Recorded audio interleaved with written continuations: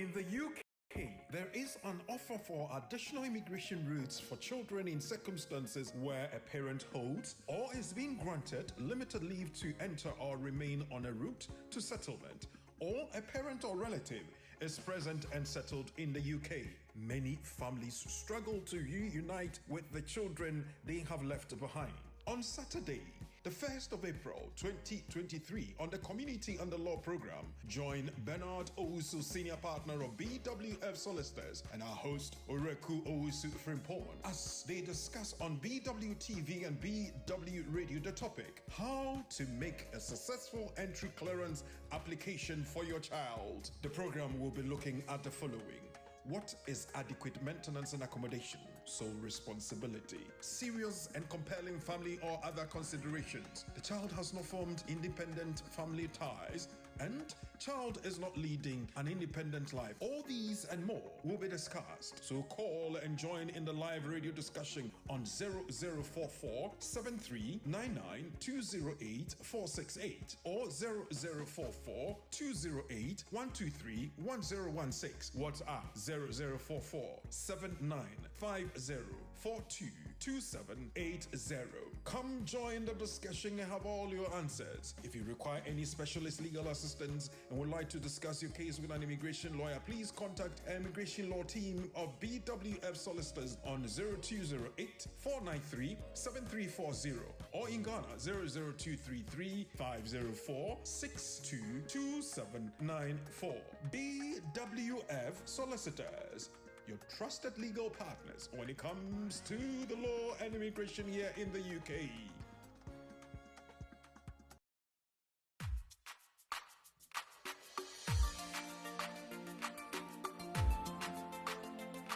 Yeah,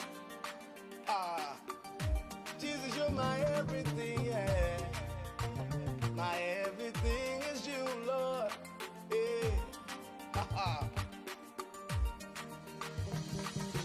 Oh, oh, oh, oh, oh, oh. Everybody say, ah.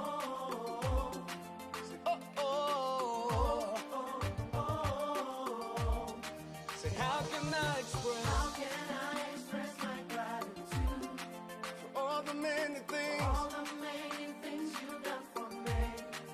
Words are not enough, yeah, to say thank you. Say, Lord, you are my everything. You're my everything. How can I express my gratitude? How can I express my gratitude for all the many things you've Father, you done for me, yeah. Words are not enough to say thank you.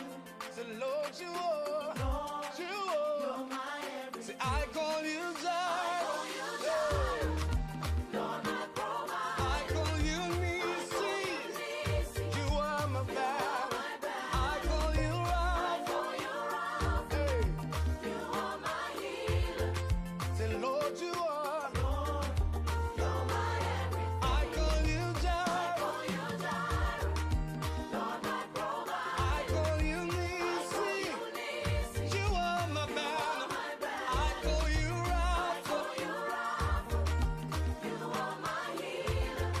Say, Lord, you are, you're my everything. Uya matinyana, uya matinyana. Hello, lovely people out there. Good afternoon to you once again, the very first day of April 2023, and we are live on the Community and the Law program on BWTV, BW Radio, live on BWF Solicitors, all the social media platforms, YouTube, Facebook, LinkedIn, and what have you. My name is Ореku Owusu Frimpong. Today, I am going to show you how to do something so very well and successfully. How to make a successful entry clearance application for your child. So we will be looking at the child, what the circumstances should be, what the criteria should be, and how we go about that. And we're doing that courtesy BWF Solicitors, our trusted partners when it comes to legal issues here in the UK. Once again, welcome, and let's get into it together. The community and the law.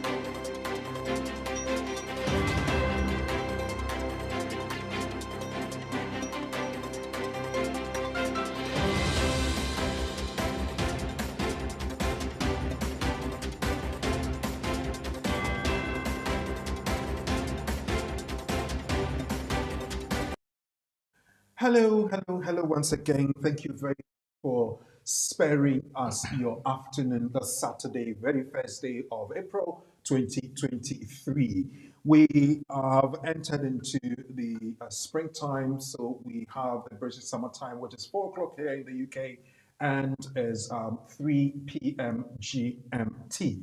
My name is Oreku Frimpon. I'm coming your way courtesy BWF Solicitors, and we're live on BW TV and BW Radio. What I ask you to do all the time, I'm going to do that again, is to ask your friends, your loved ones, the family, and everybody to come live and around the TV, and we're going to have a very wonderful discussion. Now, today we are looking at how to successfully make an entry clearance application for your child, and we are going to have the main person for BWF Solicitors here with us. BWF Solicitors, let me just tell you a bit about them.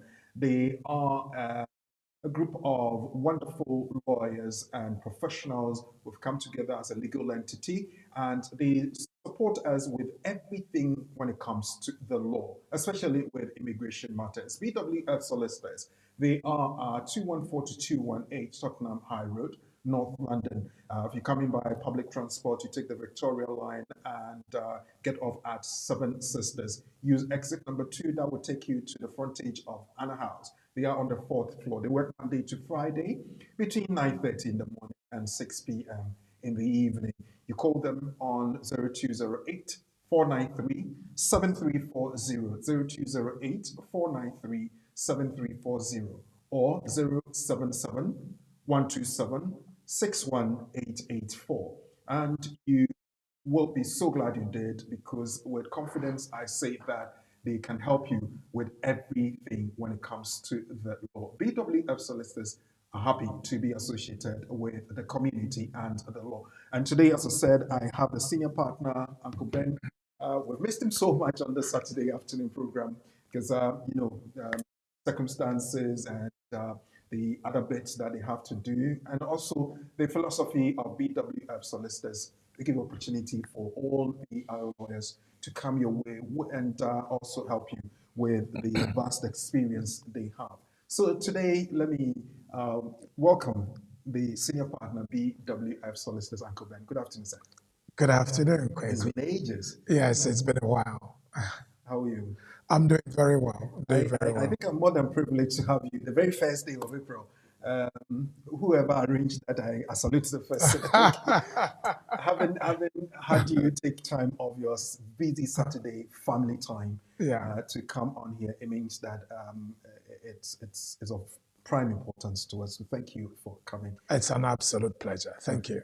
And to viewers, we're going to have absolutely a good time, and we will enhance our knowledge and also increase the depth of our experience when it comes to the law. And as I said, we're going to answer or even look at the topic, how to make a successful entry clearance application for your child. So the child, the entry clearance application, and how to do it very well. We'll be looking to some aspects of the law, case studies, and all the practicalities of it, and Uncle Ben is proud to be here to do that for us. Well, let me first of all say thank you to BWF Solicitors, and today I have two special things for you.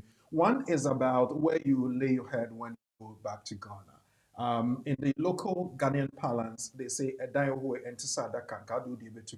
now your property, your house, or your rental accommodation, or even your housing accommodation, whatever you want to call it. It's not like a suitcase you can carry when you're traveling from one point to the other. You would have to have it at a very specific place. And in Ghana, there is a special location. I'll be telling you about that. Then again, there's the event that's coming up on the 28th of May 2023. It is Emmanuel Praise, that is to raise funds to get an incubator for one of the deprived hospitals back in Ghana. I'll be talking about that as well. But in the meantime, I want to say thank you to BWF Solicitors, and we'll be back. This is our world. Here we are in our community. There are the laws. There are the regulations. We have BWF Solicitors. BWF Solicitors, experts in all aspects of the law. Family law, civil litigation, all immigration and nationality issues, representation in court, marriage and divorce. We pride ourselves to give you excellent legal services and follow through till we get you the right result and decisions. That is our mutual satisfaction. We have a team of excellent qualified solicitors and support team to help you every step of the way.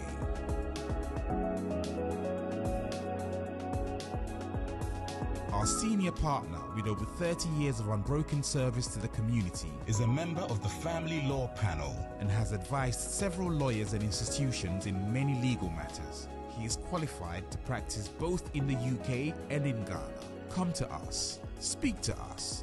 Let us represent you. We are your trusted community partners when it comes to the law. Locate us on the 4th floor of the Anna House, 214 to 218 High Road at Seven Sisters in North London, N15 4NP.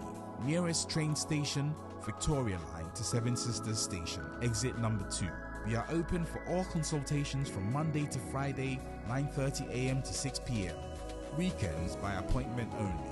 Call us now on 0208 493 7340 or 077 127 61884. BWF Solicitors, your trusted legal partner.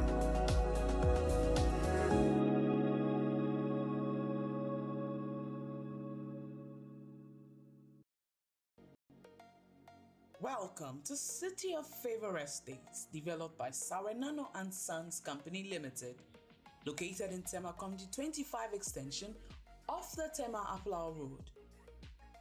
City of Favor Estate offers 2, 3, and 4 ensuite bedrooms on 118, 138, and 178 to 190 square meter lands, respectively, to give you the needed space. Our gated estate homes are designed with you in mind and have all the necessary amenities located in a serene environment with security. You too can be a homeowner at a price that suits your budget with flexible payment terms. Choose City of Favor Estate for peace, comfort, and safety. Reach us on 0542 563 250 or 0243 235 518.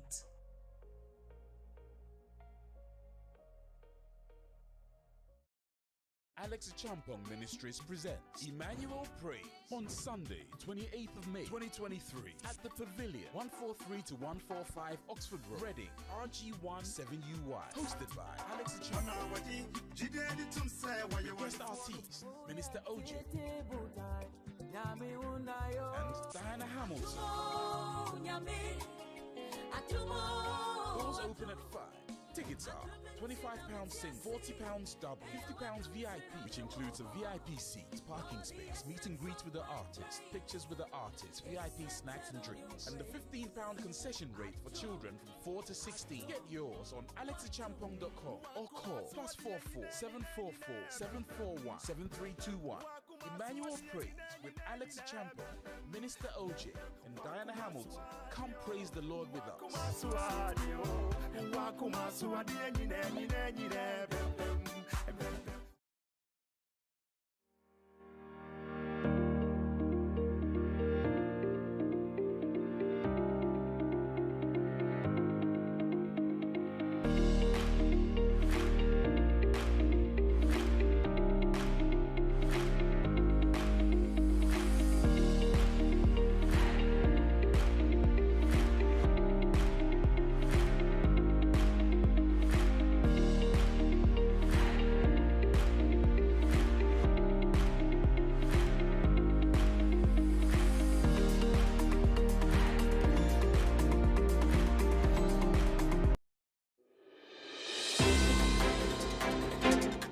Okay, thank you very much for having time for us and your patience. Let me acknowledge the wonderful people who have joined us on the line. Ademununkum is here. Hello, everyone.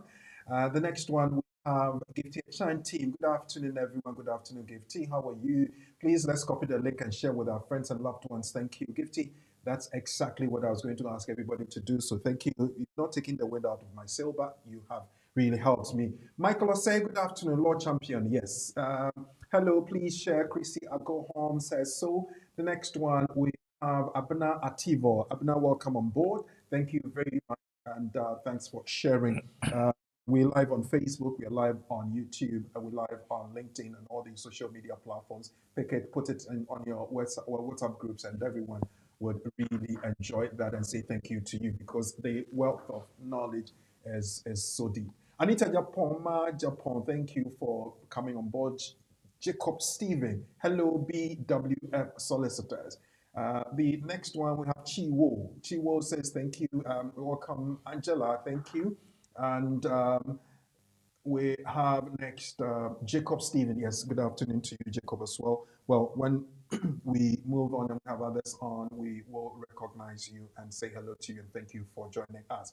Now, let me start with one very special thing. This week we have our sister, our mom, and our partner, Eunice Champon, celebrating her birthday. And what we say on your birthday, we wish you that, wish for you that whatever you want most in life, it comes just the way you imagined it, or even better. Happy birthday to you, Auntie Eunice.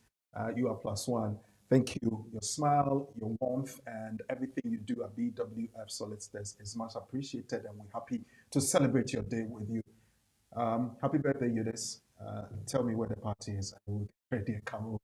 Thank you so very much. Now, I told you that I was going to share something real quick with you as to a property development in Ghana, Community 25 extension of Aflao Road, Tema. The housing types are there. They are, if you click on there or the shift button, I can get to see, give people the direction. Bye. No, Shift button. okay. So we want to let you know where it is. The development is by Soya Nano and Sons Limited, and the telephone number is 233-5595-4642. The head office is at the Wenya Gaso Oil off the Aplao Road, Tema in Ghana. They build so accurately, and they say accuracy is the key.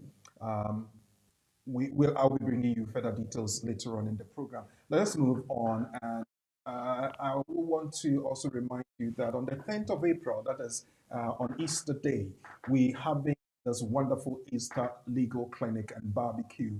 BWF Solicitors together with ICGC Kids Temple is doing this. It's coming off from 12 noon, and we will be doing it at the ICGC Kids Temple church site, Frederick Brenner School, Sedley Road, Walthamstow, London E17 4EY. So let us all gather ourselves after having a church service on Sunday, and then on Monday we go. The lawyers of BWF Solicitors will be there to provide us with free legal consultation. So whilst we're having our meat, we're having our drink, playing amongst ourselves, there will also be the opportunity to meet the lawyers, and you have any question, please come and put it to them. BWF Solicitors together with ICGC Temple is bringing the Easter Legal Clinic and Barbecue. So make a date, please don't be late. Let's pick up our nugget for the day. Now, I always tell you that from the start of the week to when we meet on the community and the law, BWF Solicitors put so much in the environment that we can learn from. Now, this week they are saying something about wills. We have done this 3 weeks running, and we continue with something very, very serious that you need to take note of. Now, in England and Wales, a new marriage is said to have a profound impact on existing wills. If there is a will in existence before one legally married, the pre-marriage will is automatically revoked once the marriage takes place. If the newly married consequently did not make another will after they married and before they died, then legally they are regarded as having died intestate, as their earlier will was revoked by the marriage unless a special clause was inserted in their will before marriage, specifically stating that the will is not to be revoked if the impending marriage to their intended named spouse takes place. This is quoted from the Wills Act of 1837, Section 18, as substituted by Section 18(1) of the Administration of Justice Act of 1982. This pushes me back a bit because you may think that you can just go and say, I have this, that, and I'm leaving behind for this, that, and that. But the technicalities in there, you may fall foul of that and your will may be nullified. One of those circumstances is what we have just read. And I believe that it would be appropriate to ask Uncle Ben, the senior partner of BWS Solicitors, to help us explain this. Why would my marriage nullify something I have expressed that should be done for me when I'm gone? Okay, so the focus is on the change in circumstance. Right. And as I've always said, wills ought to be reviewed regularly. Now, a marriage may be first marriage, it may be second or third marriage. Right. What the law envisages is a situation where the will itself is amended after the marriage, or where there's a marriage in contemplation, then you can insert a clause when you're writing that will. But most of these wills would have been written years before you even met this new person. Right. I've never understood the reason behind the drafting. But what I understand, though, is that as there's a change in circumstance, it calls for the will to be reviewed. For example, if your will says to my wife, which I've had a situation to go to court on, or to my spouse, and you subsequently marry another spouse, maybe you're divorced from this spouse, because once you divorce, that legacy to the person fails under Section 17 of the Wills Act 1871 and under the Ghana Wills Act of 1971. So the ethos and the broad outline of a will is an arrangement that you make whilst you are mentally capable and alive to look after your affairs after you've gone. The caution there is for you to review your affairs regularly, including milestone events. And these are birth, death, marriages, and divorce. These three significant milestone events will require that you review your will regularly. What I'll also add, I mentioned birth. Birth could be your own child or through adoption, or it could be your grandchild. It is therefore crucial that as we engage with life after we've gone, whilst we're preparing our transition and also making arrangements for whatever will happen after us, is to think about all the events that can happen in your life which require you to take positive action. And one of those events is marriage. So once you marry, you have to write a new will. It's as simple as that. You marry, and you mentioned earlier on that you may leave everything for your spouse. A spouse is a spouse. So if my marriage is nullified and I marry another one, does it not point to my existing spouse rather than the spouse that probably I was with when I wrote the will? Okay, so let me give you a scenario. In 2005, I was instructed in a case. A very well-known police officer, he was in the management, he came to school here in the 70s, married a beautiful Ghanaian woman. They had a child. This man had children from his previous relationship. He left the UK, the wife stayed here, he prepared a will before he left. He said, to my spouse, this property. Now, he went to Ghana. For all intents and purposes, his relationship with his wife in the UK had broken down. Okay. He met this beautiful young woman in Ghana, and they begat 3 children, lovely children. He dies. Now, the wife in Ghana obviously was aware that this man had a spouse, but as far as she was concerned, the relationship had been dissolved because he's gone on to marry this other woman under customary law, although, as we all say, it was an unlawful marriage. It was null and void from the very beginning. So I got involved through the children and also this other woman who was known to my father in my father's young days. Apparently, they were good friends. And the lawyer in Ghana wanted to raise some caveats. We challenged the caveat because the will was very clear. The will had not revoked, has not been revoked by the marriage in Ghana, because the marriage in Ghana was a non-marriage. You cannot have a customary marriage whilst you're married under the Marriage Act, which is what we have here. Ghana, they call it the ordinance marriage. Okay.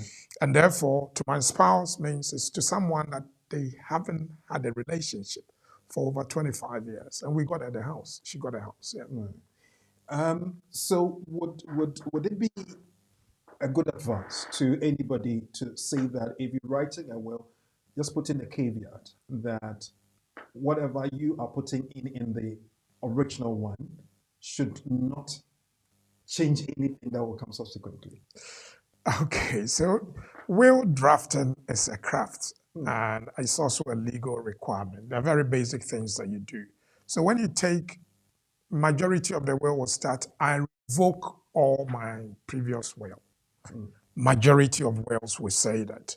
Now, I always use myself as an example. When you take my will, I have 2 wills. I have one for England, I have one for Ghana. None of them will say I revoke my previous wills. In fact, what they both say is that any will that was in existence before this, is maintained.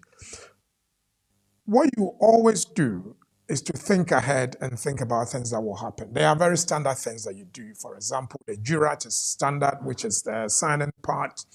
Appointing an executor. It's also important, making sure that whatever you're gifting out is yours and it doesn't belong to someone else. If it's a joint property or the tenants in common or joint tenants, you devise it, either your percentage or you devise a whole. Remember that some of the properties, although you own it, if it's a joint property, you cannot devise that property. Because when you die, the property goes to the other person that you own the property with. That is why I always say that, yes, you can draft your own will, but it's better to go to a lawyer. Because if you come to me and I review the deed and it's a joint tenant, the first thing I will ask you to do is to sever the joint tenancy. So the severance of the joint tenancy is us lodging a notice with land registry to say from this day onwards, we've severed the joint tenancy, it's now tenants in common. 50-50, 40-60, 70-30, whatever it is, has been severed. You cannot prevent the Wills Act from coming into operation. It doesn't matter what you put in there. And that is why when the Administration of Justice Act was amended in 1981, and they inserted Section 18A into the Wills Act of 1871, they said that the only way you can save a will from a new marriage is if the new marriage is in contemplation. It means it was in your mind at the time you wrote the will. You knew you were going to marry a Kuyamansa or Kweku Frimpong. So you put in the will that my marriage to Kweku Frimpong shall not revoke this will. And it must be Kweku Frimpong you marry, not any other person. Daniel Boateng. And those are the facts and the law. So when we advise people, which, we've recently started doing, it's something that I do for my friends. I've never wanted to write wills because, there are things that sometimes, risk factor, we will and we say this is not a business that we will. But now we do it, and I write wills for people. Okay. Well, folks, the bit I have really picked out is that even though you can draft your own, please employ the services of a lawyer who can really review it properly and make sure that you do the right thing and will go according to your wishes, really. If it is that you have to leave anything behind for any person, don't let that technicality beat you. And it says in England and Wales, a new marriage can have a profound effect on existing will. If there's a will in existence before one legally marries, the pre-marriage will is automatically revoked once the marriage takes place. If the newly married subsequently did not make another will after they married and before they died, then legally they are regarded as having died intestate, as their earlier will was revoked by the marriage, unless a special clause was inserted in their will before marriage, specifically stating that the will is not to be revoked if they are pending or if they are impending marriage to their intended named spouse, take note of that, takes place. And just as I said, is quoted from the Wills Act of 1837, Section 18, as substituted by Section 18.1 of the Administration of Justice Act of 1982. And with that, I am sure everybody is ready for us to go into today's discussion. Lydia Biowusu, thank you for joining us. Thank you for your time. And also to Antobam Kenneth, I see you, you've made your presence felt. Thank you very much. Also, Sir Richard, your question will be looked at pretty soon. Juliana Apia, thank you for joining. Nana Oberima Obrempon and Sir Chrissy Agohom, you also brought in a question. We will be asking lawyer to look at that pretty soon. Angelina Otu, thank you. You're giving us a wave. We'll wave you back. Thank you for your time. So, ladies and gentlemen, the question is, how do you make a successful entry clearance application? Entry clearance. To the ordinary person, what is it like? Is it just a visa to come into the UK like a visitor or coming to visit your family, or what is it? Entry clearance application. Uncle Ben, what is that? Okay, so we're looking at this topic because for most people, they come here and leaving their children with parents or other partners. Mm-hmm. And then whilst they're settled, they want to bring them here to come and live with them, which everybody expects, really. It's family reunion. Mm-hmm. But of course, there are numerous challenges on the way and hurdles to be climbed. And for us, it's important that our community understands the requirements, how to summon the requirements, and even the most difficult aspects, which we've got them as themes or subjects, how to overcome them. The first thing that you have to remember is that if you want to bring a child here, we're talking about a child, so the age matters. Right. He or she has to be under 18. Now, please. Now, if I say under 18, I'm referring to the immigration rules. So everything I say, unless I say otherwise, I'm referring to the immigration rules, which is either Chapter 8 of the immigration rules or Appendix FM, which is family life of the immigration rules. Right. If I'm referring to Appendix EU, I will say Appendix EU because the age requirement for Appendix EU, there's no age requirement. Okay. So I'll come to that. So the first thing that you have to remember is that physically you have to be here or intending to come. So you are applying with a child at the same time. Okay. The other matter that we need to look at is whether both parents are coming or one parent is here and the other parent is coming, or both parents are here or just one parent is here. These particular factual scenarios create different difficulties and challenges for people. Mm-hmm. So you want to make your application, you need to have a lawful residence, you must be here either, and I'm not referring to skilled migrant. So again, let's focus on either Chapter 8, which is paragraph 297, paragraph 301, paragraph 306A to paragraph 316B. That is what we're looking at in Appendix F. Anything else, I will explain. Okay. So you are here, or you're coming, you're here either as a parent or as a partner. You have limited leave or you have indefinite leave. If you have indefinite leave, whether you're here as a parent or partner, it doesn't matter. If you have a limited leave under Appendix FM, then use Appendix FM. Okay. If you're here with indefinite leave and you're bringing the child alone, then we use the immigration rules under paragraph 297. Okay. These are crucial because the requirements under the Appendix FM and under the immigration rules are totally different, but they are similar in certain regards. What are the similarities? The similarities are that, first of all, the child must be your child. 2, the child must be under 18. 3, the child must be outside the UK and you're bringing the child here. Mm-hmm. Okay, but sorry, just hold on for. If you say the child must be your child, it must be your legal child, not necessarily a biological child. Okay, so when we say a child is your child, the definition of a parent under the immigration rules is someone who gave birth to the child or adopted a child, except where the other parent is deceased and then the step parent can be classified as a parent. Okay. So these are nuanced positions which we must all understand. So again, the differences are in relation to maintenance.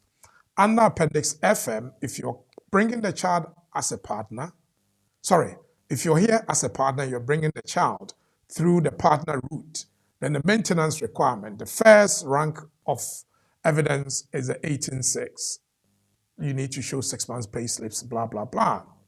If you're bringing the child and you're here under the parent route, then you only have to show that there will be adequate maintenance. Okay. These phrases are very, very important because showing 18.6 means physically that you must be working or have an income or have some other resource, either savings or pension or maintenance payment that equals to 18,600 a year.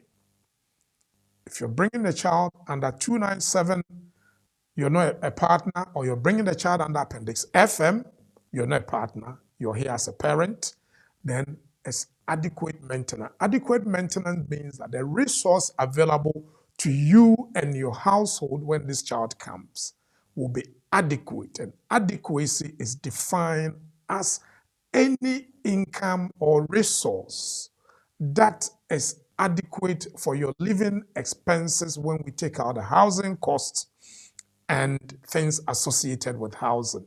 And it is equivalent to the income support rate for that family.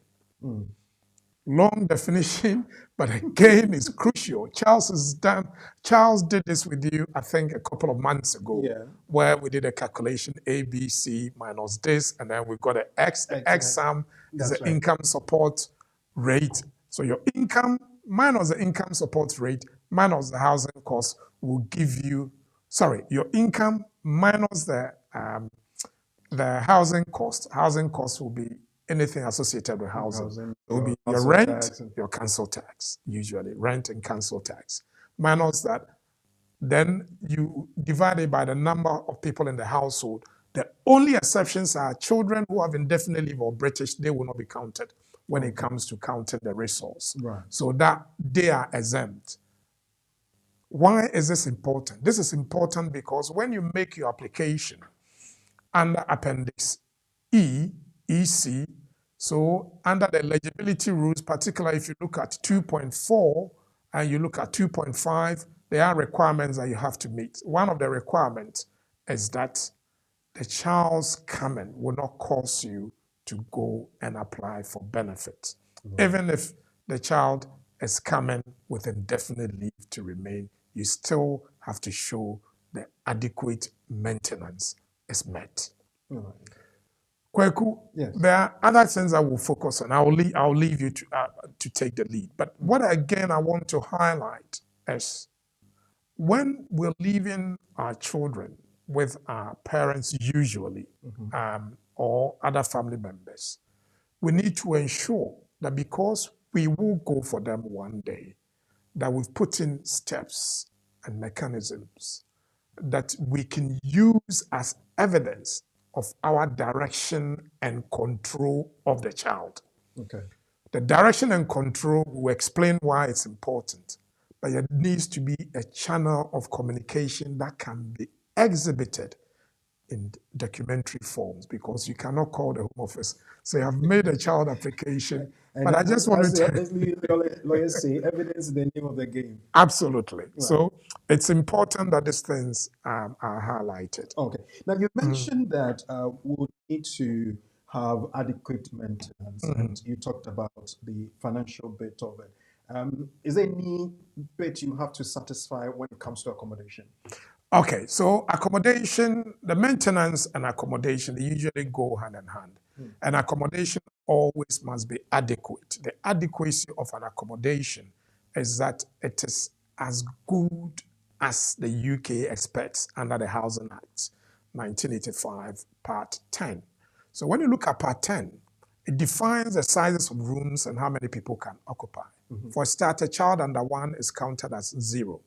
Okay. So if there's a baby, we don't count the baby. A child under 10 is counted as half.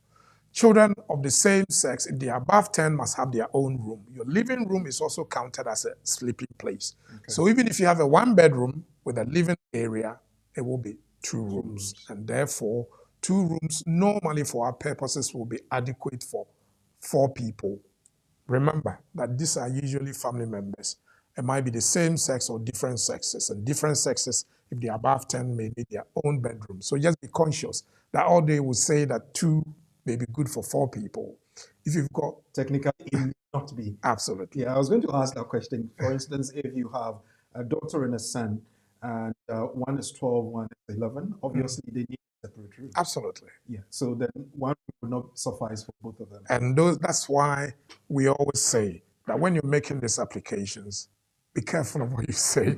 And, sometimes it's very good to nuance your cover letter to ensure that you're not disclosing too much, because I know how expensive it is to rent more than 1 bedroom. For a family of 4, 2 bedrooms, and it's not only the rent, but also the council tax and the bill themselves also goes up, depending on the size of the property. All right. Moving on, you mentioned that there should be a line of communication, and one must show that you have absolute control over the activities, the life, and the decisions about the children. Is that what we call I remember way back in the years, you mentioned that frightening thing called sole responsibility, difficult to really prove. Does it come in here? Yes, sole responsibility is there. And indeed, it's one of the themes that we've highlighted. So when you look at sole responsibility, it's fact sensitive. So responsibility itself is that you as a mother or father, and sometimes it may be a family member who's bringing this child, you have total control and direction over this child. You may share this with someone, but the person that you're sharing with is acting under your direction. And you are the person who gives information to this other family member. And they execute, because physically you're not there. So it's going to be difficult to then go ahead and say, well, I have total control over my child, when physically you're not there. And that's why I was saying the line of communication should always be exhibited, because that's the only way you can show that although you are 6.5 hours away from Ghana, you are still in control of a child that goes to school on their own, that it's a boarding house, that comes home on their own, that writes their exams on their own. When they are sick, somebody else takes them to the hospital.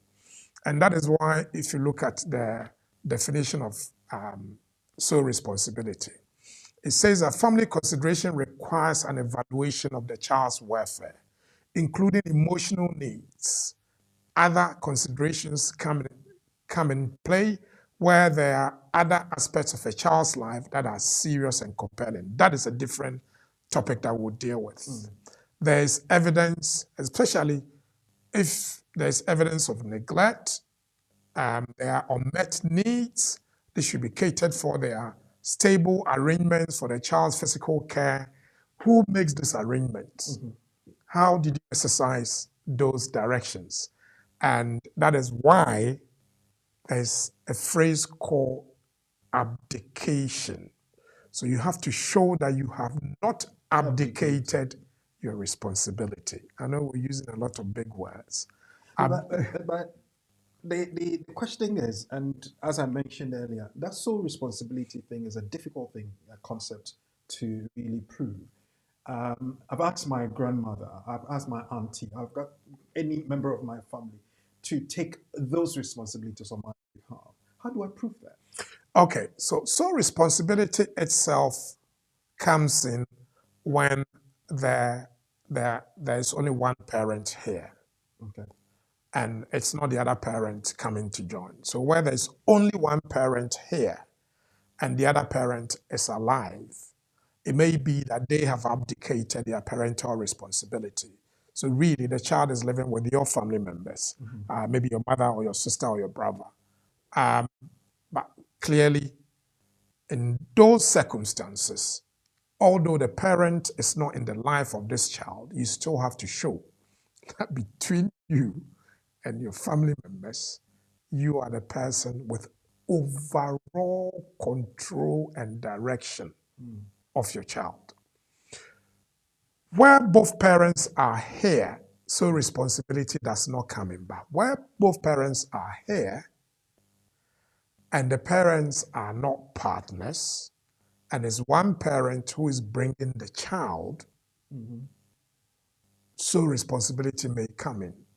It's a very unfortunate situation. We've had a case like that, where for all intents and purposes, these ex-partners are living apart, but they are living together, but they are living apart. To bring their child, because the father was bringing the child, the father had limited leave to remain, he needed to show that he's had sole responsibility. But the mother is here. So that's why I said, sole responsibility usually comes in when it's only one parent here. But it may come in again when both parents are here and they are not partners. However, if the other parent is deceased or dead, then sole responsibility doesn't come in. If you're not able to meet the sole responsibility, other factors comes in, which is when we talk about that it will be undesirable or it will be desirable for the child to come because of family or other considerations, which are dire. When we look at that dire, let's look at that. That will come in as well. So we look at the serious and compelling family or other considerations which make exclusion. If it's the other father who's dead, other parent who's dead, this doesn't come in, that you just bring the child. But for example, you left the child with your mom. Mom is 75, she's got arthritis, she's got diabetes, she's got high blood pressure, now she's got glaucoma. Now, every situation on its own may not be life-changing, but cumulatively, they affect the life that they can give the child. Because when you go back to the definition of sole responsibility, it involves the welfare of the child. So where the welfare of the child is not being met, then you can bring the child, and the case law of Mundebe also explains clearly that the duty to an entry clearance officer, in addition to looking at Section 55, which we'll look at later, is to ensure that the family consideration requires an evaluation of the child's welfare, including his emotional needs.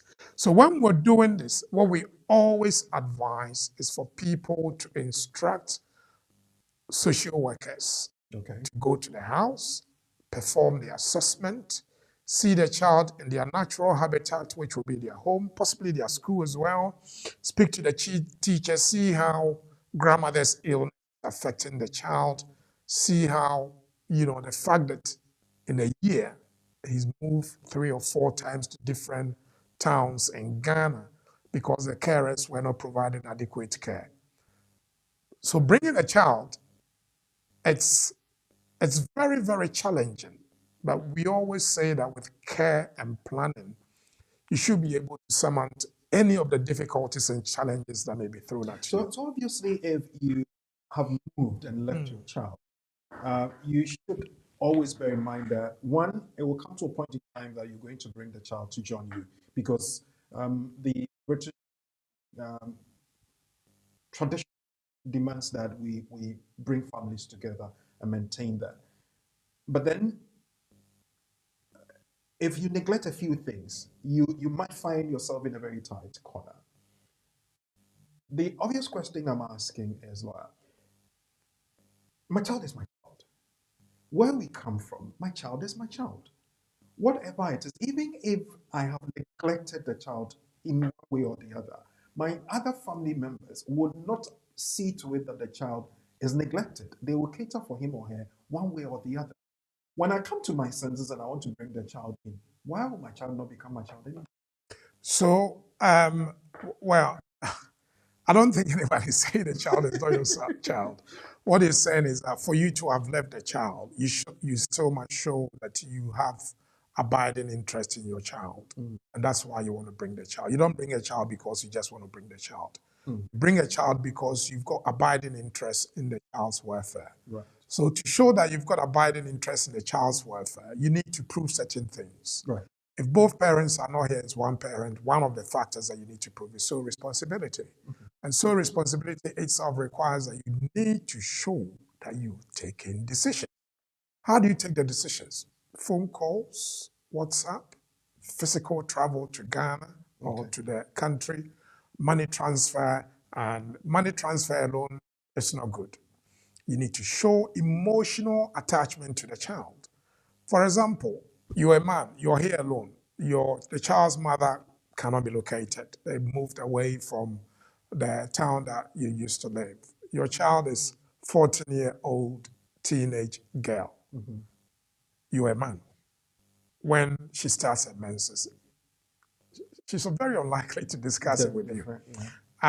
So especially if you don't have a very, very close relationship with her. So these are things that you need to document. And that's why I always tell people that, when the moment you move here, if you've got a child at home, the assumption is that you will one day bring this child. Unless, of course, when you came in, the child wasn't a child anymore, the child was an adult. Right. So they were over 18 years. Then, of course, we know that, it may be possible, but it's highly unlikely unless you're bringing them under the Appendix E. So the moment you land here, whether you land legally or illegally, you need to start making your preparation. That's right. Get together your documents, make sure that when you send money, you keep them. The WhatsApp messages, you save them, you screenshot, you add them to your pictures, or you save them, copy, paste somewhere. Because one day you're going to need evidence. The evidence will speak for you. Also, and this is what I tell people, when the child is going to school, get to know the teachers. When you go to Ghana, get to know them, take their phone numbers, send them WhatsApp messages, email, communicate And with show them. interest in your child. Absolutely, because they will respond. And those are evidence that is that's weighty in the sense that when it comes to weighing the evidence, this evidence are usually objective evidence. They have a lot more weight than just your say-so going to court, either with just written statement or oral evidence, which has nothing to back up. Moving on, if you just joined us, we're looking at how to make a successful entry clearance application for your child. And as we've been discussing, obviously, when you come in and you don't bring your child, your children along with you, you would be making plans and have the intentions of going to bring them. If you're bringing them not for the sake of it, but you would have to prove that you are in the life of the children. Uncle Ben has explained that you need to have adequate maintenance and accommodation. You need to show your sole responsibility, and that's gone on with further questions have come in. There is also the consideration of serious and compelling family circumstances, considerations, and the rest of it. He has explained that. If you have any question, you can text us now. Don't call yet. You can send your text to the platform on Facebook and YouTube. You can also text it to 07950 422-780. I'll continue with the discussion, and I'm going to ask this, Uncle Ben. The child should be under 18. Outside of the UK, obviously, even sometimes I don't feel proud about any young person doing that. But between 14 and 16, the young girl might have really gotten pregnant, made a baby, and forming her own family one way or the other. Does that make the child not a child anymore? That should be considered in this. Okay, so when you look at Appendix FM, and you're looking at the entry clearance requirement, so it's called E, eligibility requirement. EC is entry clearance child. Okay. So it's EEC. One or the two other requirements that the child is not leading an independent life, and that the child has not formed a family unit, independent family unit. These are fact sensitive. So if you've got a child who is pregnant, the fact that she's gotten herself pregnant doesn't mean that she belongs to an independent family unit or has formed her own family unit. The evidence that you need to show is that this child of mine, who's now got her own child, does she have an income? Does she have her own place? Does she look after herself totally? Or do I still direct and control her from here through other family members? Those are the tests. Now, if you look at the case law, case of NM, Zimbabwe, it says that where a child is seeking limited leave, remain as a child of a parent with limited leave, in order to establish that he's not leading an independent life, he must not have formed through choice. Okay. So there's another case law where the child was forced to live on her own because of civil strife. Okay. So you see, the evidence is through choice. So if they decide to make independent decision that I form my own family, then they will not qualify because they will be leading or have their own independent family unit. Right. And through that, they look at the social unit. Is that income coming to the family through her effort?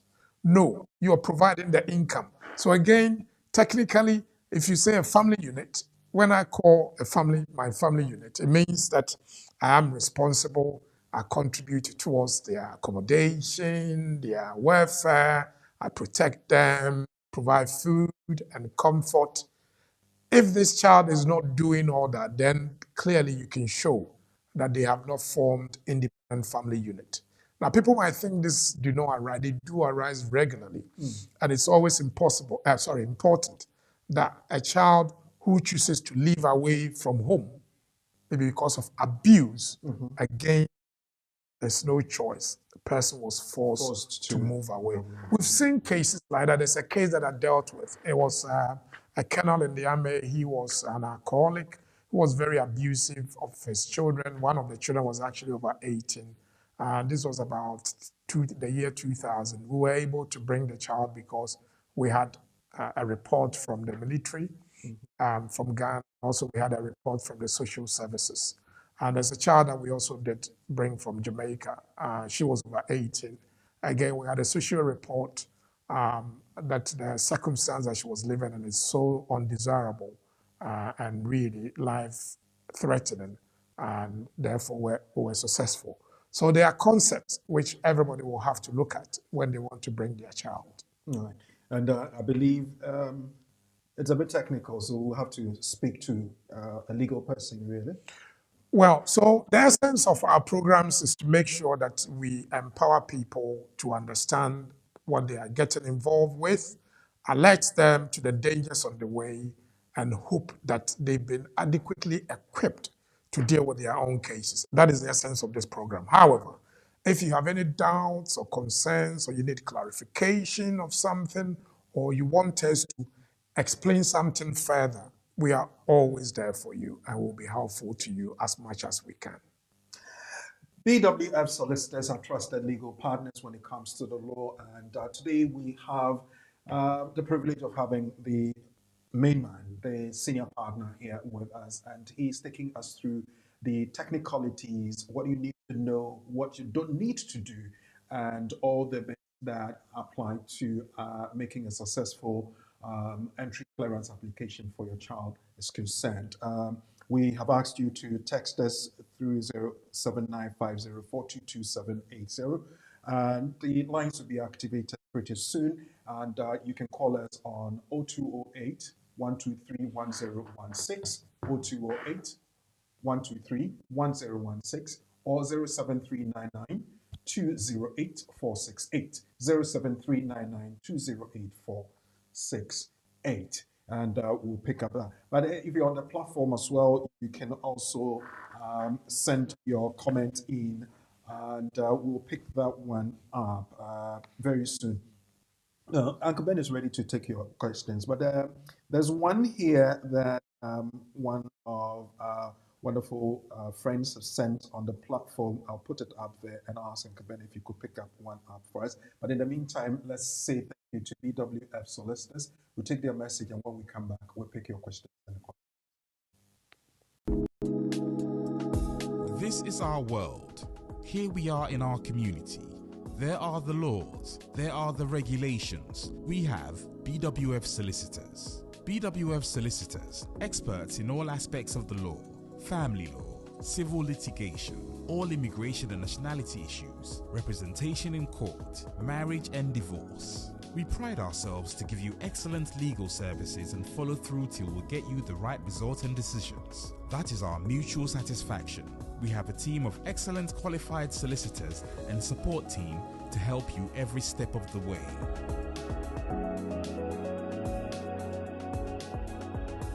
Our senior partner, with over 30 years of unbroken service to the community, is a member of the Family Law Panel and has advised several lawyers and institutions in many legal matters. He is qualified to practice both in the UK and in Ghana.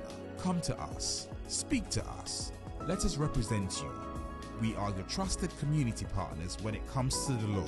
Locate us on the 4th floor of the Anna House, 214 to 218 High Road at Seven Sisters in North London, N15 4NP. Nearest train station, Victoria Line to Seven Sisters Station, exit number 2. We are open for all consultations from Monday to Friday, 9:30 a.m. to 6 p.m. Weekends by appointment only. Call us now on 0208 493 7340 or 077 127 61884. BWF Solicitors, your trusted legal partner.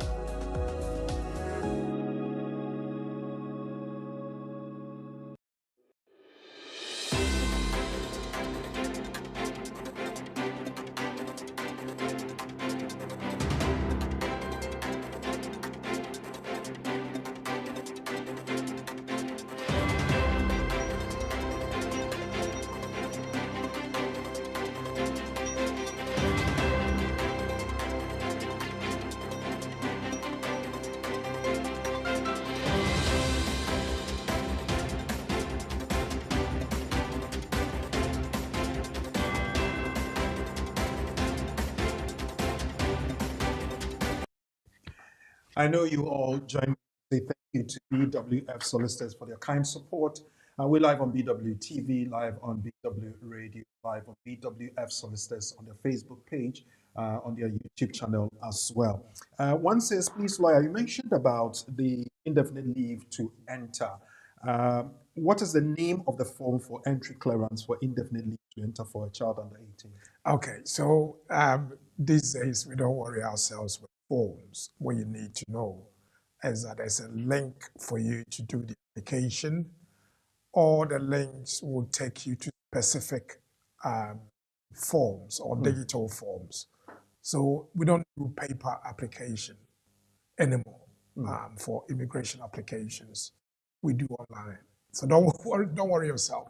It used to be too many, FLR, FP, FLR this, HRO. They have actually Just, simplified it. yes, yes, just make sure that if you want to bring your child, you're using the proper portal, which will be the UKBA online application forms. So you can say online application to bring a child from outside the UK. It will lead you create an account with your email, and then through that you will be able to make the application. Oh, okay. The number to call is on the screen as we speak now: 0208 123 1016 or 07399 208 468. Akuya McDonald says, Uncle Ben, do we have to get custody order if you bring your child to the UK? Absolutely not. I know why that question was asked.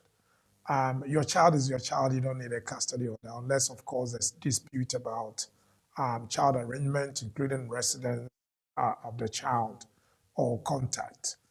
First of all, the Home Office are they're particular about bringing a child to the UK. So they ensure that if you're bringing a child, that the child will be looked after properly in the UK. And because you're not physically in Ghana, they also know that the child may have a guardian. So sometimes they ask you to bring a letter of consent from the guardian, but it's your child. You don't need a letter of consent. You can explain in your cover letter exactly why you don't need a letter of consent. The other thing that I also want to explain is that if two parents have dispute about the child, then of course maybe a custody order may be appropriate. But remember, the custody order itself is not evidence of sole responsibility. It only shows that yes, you have been given responsibility for your child, but as to whether you've exercised that responsibility, you can only show that through the evidence that we've always advised that you keep. Right. Another one says, how can I prove serious compelling circumstances, serious family consideration with child who has, who has asthma, grandmother has glaucoma? Okay, so for serious and other family compelling circumstances, you need to be sure that the child's welfare is the abiding primary responsibility. And although it's not the only consideration, but it's one of the major considerations, and it's a very weighty consideration. So what I always tell people in situations like that is to provide medical evidence. So a medical report and a social inquiry report or a social worker's report. A school teacher may be able to also write a report if they're very, very good with a child and know the living arrangements of the child. But anything medical must come from a medical, a doctor, a hospital, a clinic, a specialist. And anything to do with the living condition of the child must come from a social worker or possibly maybe their teacher. I know in the villages, you may have a people head teacher in the village who does all the letter writing for people. I don't know whether we still have them these days. I don't think so. We don't have them? No, okay. People, the text messages and WhatsApp messages have taken over. So okay, so definitely write letters for people. So you can get the village champion who is a head teacher or a pupils teacher. Do we say pupils teacher? No. We don't say pupils teacher. Qualify them as trained teachers or trained teacher. Yeah, you can get them to do a proper report, and a report has a template. You need to follow a particular template. Right. You just don't write a letter that, dear sir or madam, please, I've seen this child. They are not good at all, so please let them go.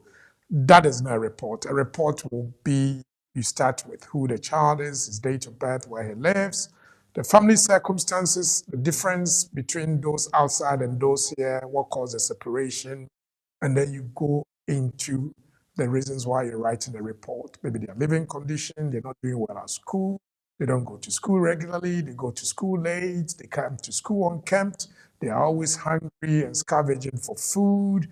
Those are things that shows that the child is neglected. And once there's neglect, It goes to the heart of the welfare of the child, and those are primary responsibilities of the parent, both under Section 55 and within the immigration rules as well. You're supposed to look at that. Right. You can call us on 0739920846. Also, says, is it possible for someone who indicated that he doesn't have a child during the visa application bring his child he gave birth to another woman? Okay, so absolutely. I mean, people do all sorts of things, and the child should not suffer. Remember, the application is not your application, so whether you lied or not, it will not be held against the child. However, in situations where you've given the impression, albeit false impression, that you don't have a child, then it behoves on you that you provide incontrovertible evidence in the form of a DNA to show that the child is your child. It may be just paternity, or it may be dual parent test, or a mother and a father test, or just a mother or just a father, because people do things. But the DNA thing, I think you have often said that it's not a requirement, but you may want to use that to preempt whatever question may be asked. So if you come to our office, if it involves a child or a family member, over 90% of all our applications are DNA backed. DNA is not a requirement. It stopped being a requirement a few years ago. But where, as somebody is asked, you've given the impression that you don't have a child, or we all know that the entry clearance officers will always hazard a scenario where they will allege that you're being untruthful with the facts, or you're embellishing your application because the child was born in, let's say, 2014, and you're providing a birth certificate for 2024, 10 years later. So already they're raising doubts about you. They're not saying it directly, but indirectly they're undermining your credibility. That's right. Yeah. And the veracity of your claim when it goes to court. Those are the things that will affect it. Whether your evidence is accepted as credible or not will depend on many, many things. But please, don't take chances. Because when you're in court, there's so much stress and tension that even most eloquent person may find it difficult to deal with the oral evidence. Right. And these judges are trained in a way that they can read the veracity of your claim through your demeanor. Demeanor is how you're behaving. Usually when I'm talking, I'm smiling and throwing my hands. But sometimes somebody's asked a question. They take 30 seconds or a minute or so before they answer the question. And these are, some of the judges may draw an inference from this as a person is uncomfortable. They're taking too long to answer the questions, and therefore they don't believe them. So to take away the option of a judge doubting whether someone is your child, always do the DNA. Yeah. Now, Paul says, Uncle, my sister wants to know how she can bring her two children to the UK. Her concern is when she applied for a visa to the UK, she did not add their names on her application, being similar to the previous one. And she also changed her name. In that situation, what should she do? Okay. As I said previously, the sins of the parents should not be visited on the children. Even the Bible says that. So if a parent has lied, clearly it's the child's application. It's not a parent's application. Right. If the refusal is not to punish you, the refusal clearly is against the child. It's the child who's not coming, you're here. And although you're going to be pained, clearly going to be upset, it's not against you. So whether you've lied or not, we say that the child hasn't lied. The child should be able to come if all other things have been met. She says she's changed her name. Change of name, people change their names regularly. And I always use it as an example. When you come to my family name is Owusu. My brother is called Osei. Another one is called Echampong. Another one is called Osei Tutu. The Owusu may appear or may not appear. But the bottom line is that anybody at all can change their name any day. Sometimes we see those leaders of ours, you look at their name and then you go and see that, but he's also got these other names. Does it make the person different from what you knew him to be? No, it doesn't. What matters is that if the name has been changed and you have to highlight that, you have to highlight that. The fact that you've changed your name and the child was born under a different name doesn't mean the child is not yours. What you need to do is to get a scientific evidence, which is a DNA evidence, to confirm that it's the same child that you had, although you had a different name. Right. Once is asking, you mentioned school letter. What goes into it, the content of the school letter? So what I expect from a letter from the child's school, which would normally be a primary school. I don't know whether we still have primary schools, but I think a primary school, those days we used to call it international school, a preparatory school. These are basic schools now. Yes, or a JSS. This is what I expect. So first of all, the letter should identify who's writing. If it's a headmaster, he needs to state that I am Kojo Bequin, the headmaster of 𝙬𝙬 Secondary School. I'm in charge of year 1 to year whatever. And 𝙤𝙪𝙘𝙘𝙚 is a pupil or a student of my school. I'm aware that 𝙤𝙪's parents are in the UK or the mother is in the UK. I'm also aware that 𝙤𝙪 lives with her grandmother. I can confirm the following, that 𝙤𝙪's mother calls regularly to either speak to me or to the class teacher or to the PE teacher or to the Bible knowledge teacher. 𝙤𝙪's mother always calls to confirm whether the school fees has been received.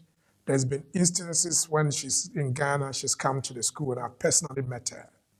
Where we have concerns about 𝙤𝙪, we've raised this with the mother directly.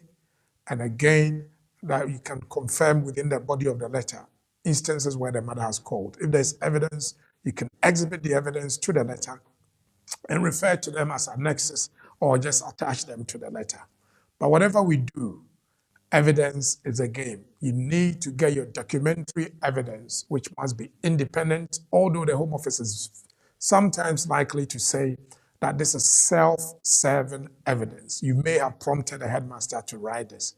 That is why some telephone calls or text messages to the headmaster, to the school, or to the school teacher will be helpful. A couple of them, maybe a bit more.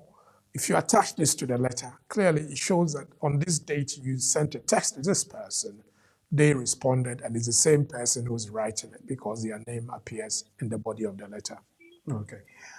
You can call us on 0739920846. Now, today we're discussing how to make a successful entry clearance application for your child. You may have come in earlier than the child has to come in, and you will be willing to bring the child in. The situations, the criteria, and the let me put it in the ordinary person's terms. Strategies to use are being discussed here by the senior partner, BWF Solicitors. Let's take about 1 or 2 comments, and we'll go on to the line to pick up some of the excess questions that were had during the week, and we'll be bringing on Na Mayeti to help us do that. Chrissy says, is it possible to bring a son who is over 18 in the UK to join the family here? Please, what are the criteria? Yes, you can bring a child, and the child should be living in the most undesirable circumstances. It's a topic that I didn't bring. But if a child is over 18, you can still bring them to show that the circumstance that the child is living in is so dire that if they don't, it will affect his very human existence. I gave an example of a colonel who was an alcoholic. Also gave an example of a Jamaican child who almost was prostituting, and we were able to get a social worker to prepare a report with a police report about incidents that has gone on in the child's life, and through that we were able to bring them. Okay. Yeah. And the other question is a child 18 and below. But if it's over 18, then the person doesn't become a child anymore. Or child as in still the parents look after him or her. Yeah, child as in the definition of the biological relationship. So over 18, yes, there's a provision within the law You can actually also bring your nephews and your nieces within the law, but the requirements are very, very high. The threshold is really, really high. And that's why we don't really highlight on it because, it will be in a very exceptional circumstances. Let's have an example. Maybe a child has a Down syndrome, or she's on the autism spectrum, very high, and therefore they are, let's say, about 20 years, but clearly they still need care. Those are the instances that I'm referring to. Yes, you can bring them. And you take a place like Somalia, where, you've got a child, 20-year-old, they're living in a civil strife. The area is being captured by rebels. People have been killed, homes have been burned. Then you have issues to do with famine, hunger, or earthquake, and all those things. Those are instances. That is how high the threshold is if you want to bring somebody above 18 or somebody who's not your child but is a relative. Okay. Before we go to, now just hold on briefly for me before we go to that. Jacob Stephen has a series of questions, but I think they follow each other, so I'll pick them one after the other. You've been granted permission to stay in the UK as a child on private life route for 30 months. How can Home Office be compelled to correct their decision? The application is submitted after the new changes for kids born and have lived in the UK for 7 years took effect. I want to believe the child should be granted indefinitely to remain, not 2.5 years.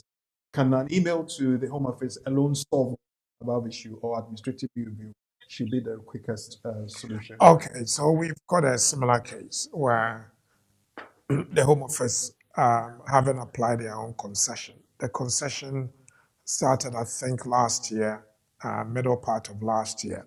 And it's a concession, it's not a law. And I've always challenged them when they refer to the law. It's not a law. A concession has the effect of the law. If it's applied consistently, there will be a legitimate expectation.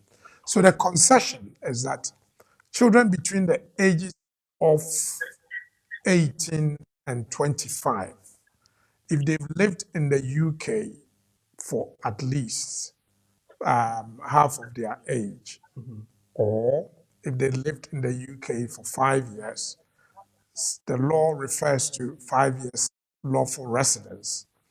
It's something that we need to challenge. But if the child falls within the ages of 18 and 25, then the child can apply for indefinite leave. So when you made the application, you would have told them what you were applying for.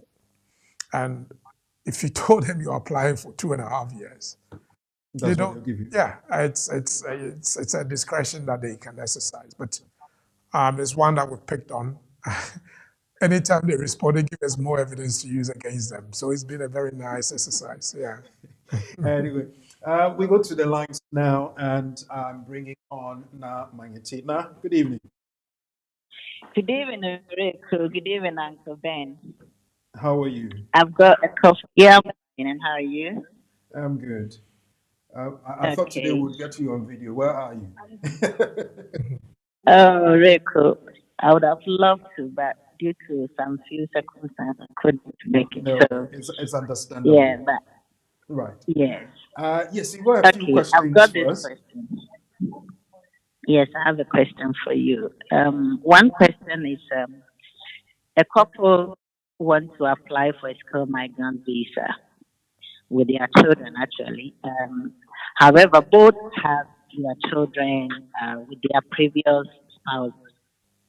So they were asking if they want to apply with the children and the birth certificate doesn't have the two names together with the current marriage, what do they have to do?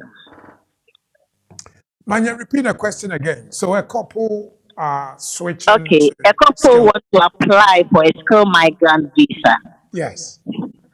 and they want to come with their children. Yes. Okay, so the story is the woman had children with previous husband, and the man also had a child with the previous wife. Yes. Now, they are married together, and they want to come with these 3 children. However, the birth certificate it doesn't portray the 2 names together. The birth So certificate is what? they don't have their full name. Like the birth certificate of the children have different parents, like different father and different mother. Let me put it that way. So, So they are asking, what can they do if they are adding the birth certificate to the application form? well, they should have the birth certificate amended to reflect the names of the parents. It reflects only one name. Okay, I don't know if you get me, but the husband, the current marriage now, the husband got a child with another wife, Yes. from the previous marriage. So what we call abanoma. And the wife also had 2 children with a previous husband. Yes. So But the current marriage now, they don't have child together. No, hold on. In this case, we have 3 stepchildren. Yes. Between them. Yes. Right? Okay. Yes. So what do they do? Because the birth certificate does not indicate that both of them are the parents of the 3 stepchildren. Is that what you're saying?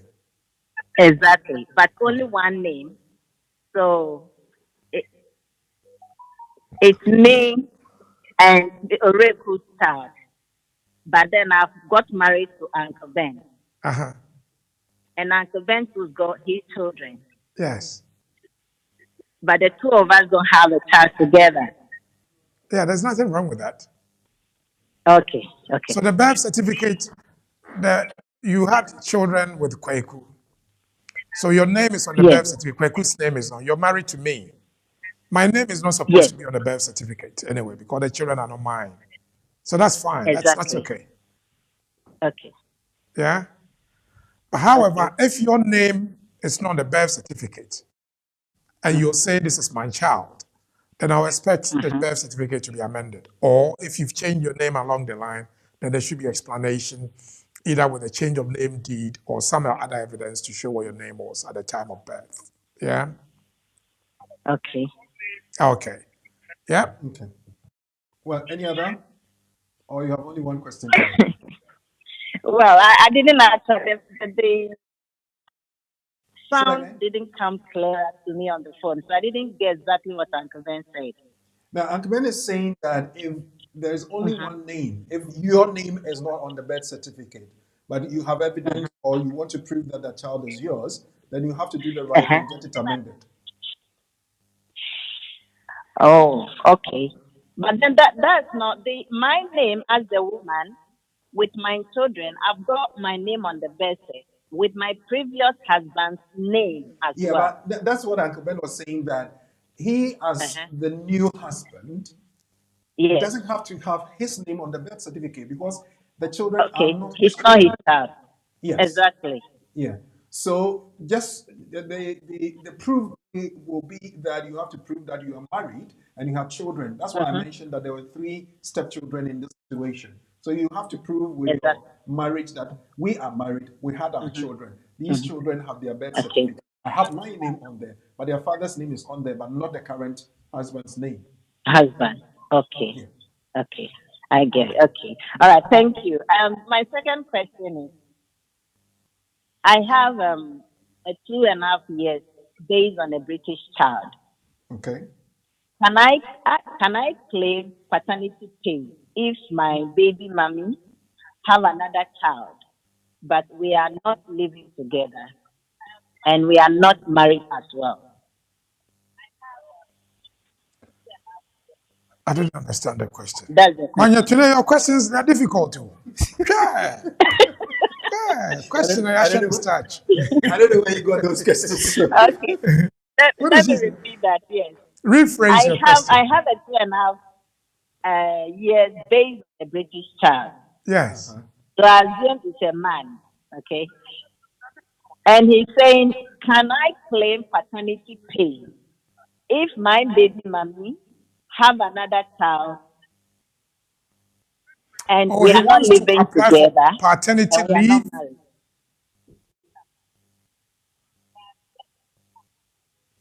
Oh, my today your line, your difficult question, difficult line. That's what he said to me. So I'm Is only it repeating what possible to he text The the questions, yeah, question text to them. Okay, us in the studio? okay, let me do that. Let me do that. So Okay, I'll do that. Let me just conclude. So I'll leave you guys and continue. I'll text the message to you. Okay. that would be Thank you. beneficial. That would be very beneficial. Thank you very much. Okay, Um, you are. You're You're welcome. welcome. Newman, you have All right, sent bye a bye. question. Can I book an appointment? Yes. Call BWF solicitors on 0208-493-7340. Don't use the studio text line because that's only for live programs. So don't use that. But call BWF solicitors on 0208-493-7340. 0208-493-7340, or the emergency number you can call or text 077 127 61884. 077 127 61884. So either you call the office number to book an appointment, they will look after you very well, or the emergency number you can call or text, send a WhatsApp, and it would be sorted out. Let's see if I have another text on the platform. Can a child aged 40, how can 40-year-old be a child? Can a child aged 40 years come to the UK if my mother is an EU national? Yes. So your child who is age over 18 under the EU requirement, Appendix EU, if they are above 21, all they have to show is a relationship and also that they are dependent. The question of dependency is financial because of the distance. So money transfer, receipts, remittances, possibly they're living in your own house, so you've got evidence of that. You pay for their bills, gas, water. Did I say gas? Yes, you buy gas. Yes, you buy gas, water, electricity. I know they are disconnecting people and all those with the illegal lines as well, they are not going to have to pay.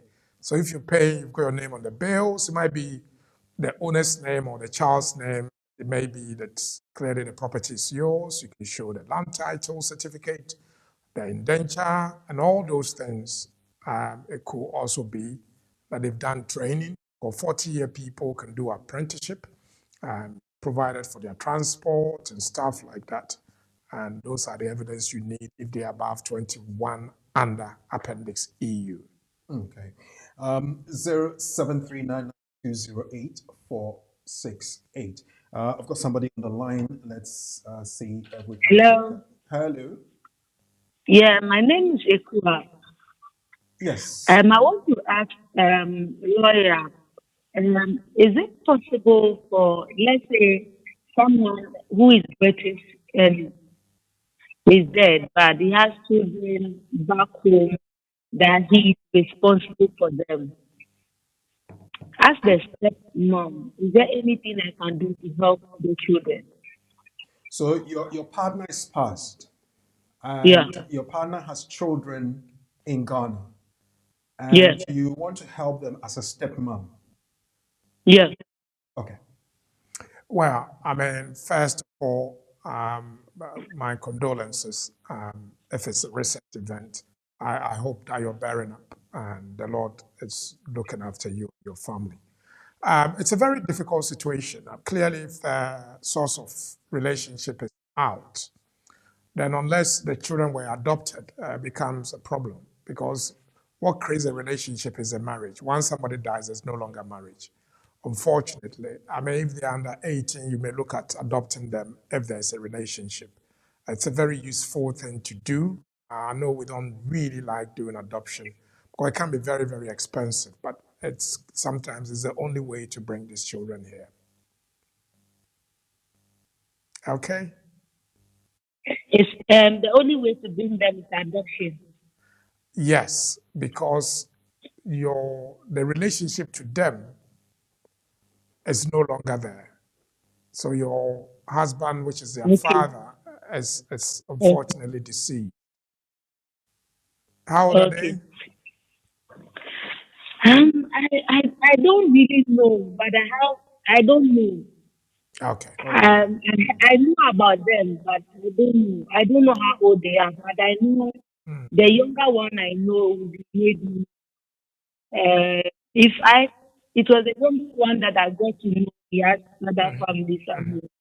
So the younger one will be somewhere 5 or 6 years. Oh, very young. Yeah, Very young. So yeah. you may But want to now that the consider man is adoption. going, Yeah, you I may want know to they'll be consider adoption in careful. Ghana. Okay. Okay. Okay. Okay. Please, and my second question is, Mm-hmm. please, my second question is, if you had customer marriage with somebody who is already legally married here, but they've not been together for like 25 years, but you don't have legal certificate for the marriage, Mm-hmm. what does it affect you here? Yes, it affects you here. You are a jolly and you're not a wife. Because a person, although they have separated from their lawfully wedded wife, the marriage has not been dissolved. And because it's not another customary marriage, but it's a marriage under the Marriage Act, your customary marriage in court is creating a relationship of boyfriend and girlfriend. So that's all you are, unfortunately. Well, she's gone off. Let's see if we have any question. We'll pick that one up and then we'll go to our quiz. There's something we want to learn of before we go. But quickly, I think somebody's come back on. Hello? Hello, Uncle Ben. Yes. Hello, Uncle Ben. But good evening and good afternoon. Good evening. Good evening. But morning, Jumapa. Yɛda wo ase bebree. Wadaroma. Wadaroma. Yeah. Me Pacho, me was some kakre bibi, some grace. Me was indefinite. Na assembly esi ni se kanino na minimi se unya indefinite na. After 1 year, no, you're entitled to British pay. Into during lockdown, now I prepare me honeja. Sika kaka nipa wo ye de call ye call home officer. Me ba ha as visitor. Mm-hmm. And see, na that time, you know, me ba boy 10 years, 7 years concession. Mm-hmm. Into ye time ye de my ba 2001. Yeah. Yeah, my 2 years need it after that 2 years for some time, you know. Mm-hmm. Me and indefinite. Imagine that say I'm entitled to na me apply. Yes. Almost for the whole family needs to get in here. No catch them say. Yeah, fa bibi extra say. Almost bad date some years be say. I longer of time I hear what that time also almost canon. Na me ni krata. Inti me drop mo almost say. Yakata na me apply. Inti me drop almost say come on withdraw when. No mo first scanning you know mo mommy so in scanning. Yeah. Yeah. Okay. So yeah, Titiano. Uh-huh. Me back it one only the any be woman. Mm-hmm. But we did 13 years. Oh, no, ha. Me won't have but I cannot be krata. But obey me, I register until I fill a form B, a friend of form MN1. Sorry, form T.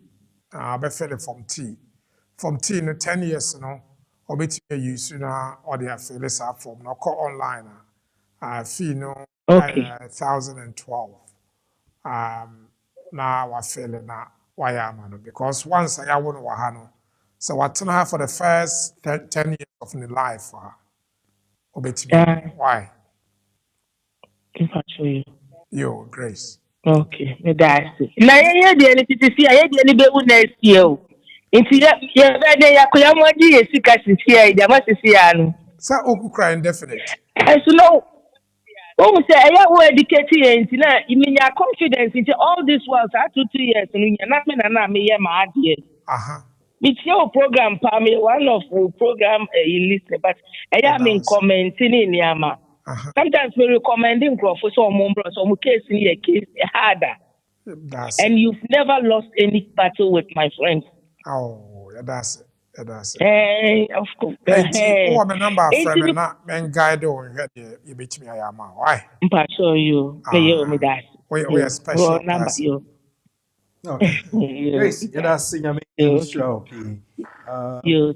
Well, I have a big dilemma here because the calls are starting coming through quickly. All right, hello. Hello. But you do radio now, TV sets, not my wife. Just put the volume off and speak to us on the phone. Hello. Okay. Good evening, Good evening, Uncle Ben. Good evening. Just a quick one, Uncle Ben. I was wondering if you are, if you got your state need asylum by granting you, and then you pass for 5 years, get your indefinite, and then So you you applied for asylum and was granted. Is that correct? was granted, and I spent my 5 years, and I've gone for my indefinite. Okay. Okay, so I was wondering if it's time for me to apply for my citizenship and I get the citizenship. Can I still use that as a reason, or they're going to treat me under British immigration rules, or am I going to be treated under the how do you call it, the asylum rules? Let's unpick it this way. You applied for asylum, you were granted. They granted you 5 years. You spent 5 years on that visa, right? That's right. Okay. Now you want to apply for your naturalization and become a British citizen, correct? Exactly. And you want to find out what set of rules will treat you under, as a immigration or a different one. Is that correct? Yes, because I wanted to go and do a reunion, which normally the asylum people do. So since I'm not British, am I going to be treated as a British citizen, or am I going to be on the line of the asylum reunion? What reunion are you talking about?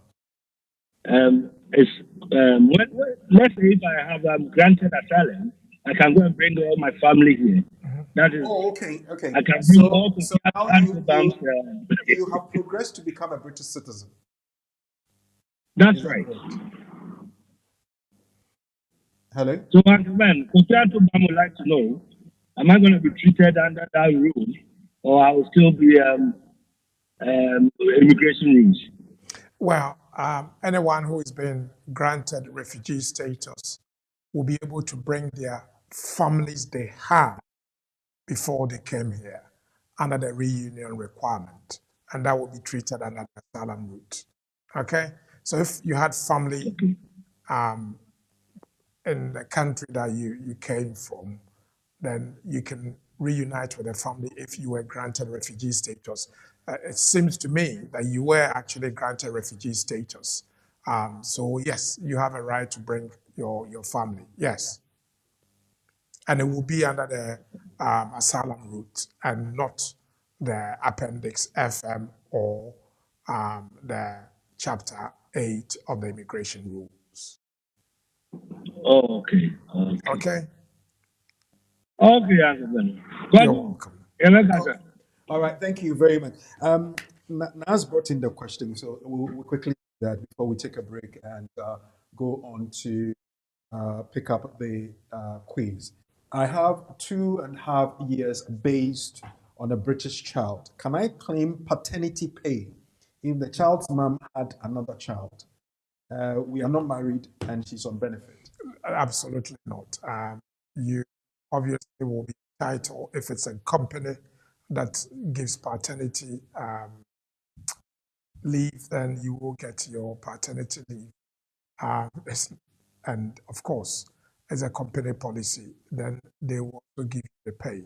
Bear in mind that paternity leave is not statutory guaranteed, and it's a discretionary leave that is given by employers, and sometimes they pay or they give it to you without payment. So it's the employer's discretion, yeah. All right. Well, we're going to take a quick break, and when we come back, we'll look at our quiz. But before we look at the quiz, let me pick the nugget and read that out again for you to chew on before I go away. In England and Wales, a new marriage can have a profound effect on existing wills. If there's a will in existence before one legally marries, the pre-marriage will is automatically revoked, and the marriage revoked once the marriage takes place. If the newly married subsequently did not make another will after they married and before they died, then legally they are regarded as having died intestate, as their earlier will was revoked by the marriage, unless a special clause was inserted in their will before marriage, specifically stating that the will is not to be revoked if their impending marriage to their intended named spouse takes place. This was quoted from the Wills Act of 1837, Section 18, as substituted by Section 18(1) of the Administrative of Justice Act 1982. BWF solicitors want to say thank you very much. If you would want to visit any law firm, I am recommending first off to visit BWF solicitors, and that's your one-stop shop. You have everything under the roof of law to be happy about and to be content with. So BWF solicitors for your legal advice when it comes to immigration matters, for your legal advice when it comes to acquiring property here in the UK and in Ghana. And if it is about family, divorce, marriages, and all the other bits, please talk to BWF Solicitor 0208 493 7340. Then again, if you want to acquire property in Ghana, as I said, BWF can help you, advise you, and they are recommending the one I'm going to give you very shortly to deal with. It's in Tema Community 25. Wonderful development for your pocket. It's so reasonably priced. Then again, on the 28th of April, 28th of May, sorry, 2023, we're having Emmanuel Praise musical concert to raise funds to get an incubator for a hospital back in Ghana. We'll be right back with our quiz. This is our world. Here we are in our community. There are the laws. There are the regulations. We have BWF solicitors. BWF solicitors, experts in all aspects of the law, family law, civil litigation, all immigration and nationality issues, representation in court, marriage and divorce. We pride ourselves to give you excellent legal services and follow through till we get you the right result and decisions. That is our mutual satisfaction. We have a team of excellent qualified solicitors and support team to help you every step of the way.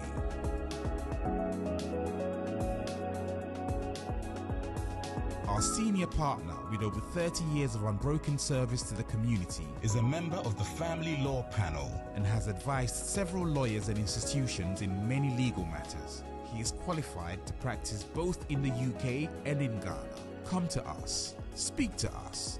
Let us represent you. We are your trusted community partners when it comes to the law. Locate us on the 4th floor of the Anna House, 214 to 218 High Road at Seven Sisters in North London, N15 4NP. Nearest train station, Victoria Line to Seven Sisters Station, exit number 2. We are open for all consultations from Monday to Friday, 9:30 a.m. to 6 p.m. Weekends by appointment only. Call us now on 0208 493 7340 or 077 127 61884. BWF Solicitors, your trusted legal partner.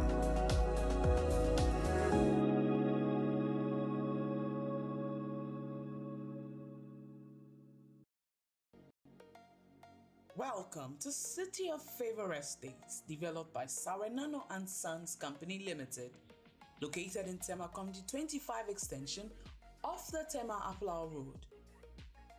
City of Favor Estate offers 2, 3, and 4 ensuite bedrooms on 118, 138, and 178 to 190 square meter lands, respectively, to give you the needed space. Our gated estate homes are designed with you in mind and have all the necessary amenities located in a serene environment with security. You too can be a homeowner at a price that suits your budget with flexible payment terms. Choose City of Favor Estate for peace, comfort, and safety. Reach us on 0542 563 250 or 0243 235 518.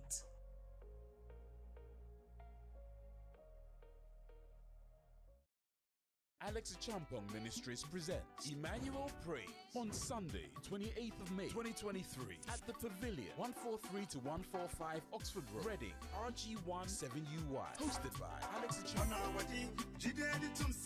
Guest artist, Minister OJ and Diana Hamilton.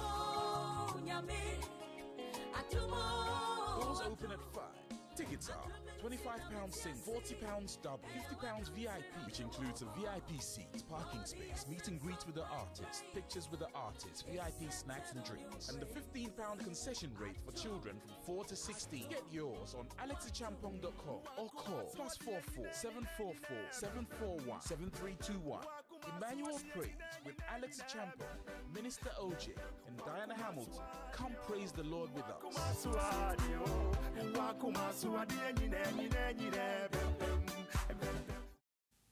Well, thank you very much for your time. We are going straight to our quiz segment.